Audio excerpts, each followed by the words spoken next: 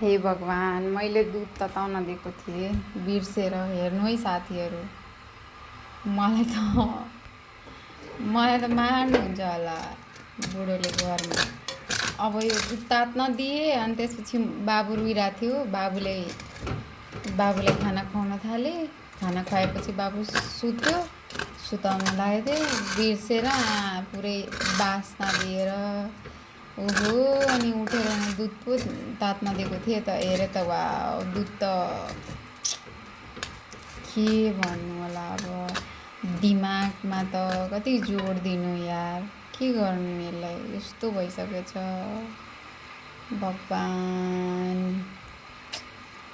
म मात्रै हो क्या एउटा काम बिगारिराख्ने हेर्नु न। ओहो, यस्तो यस्तो कोसँग भएको छ कमेन्ट गर्नु होला है साथीहरू।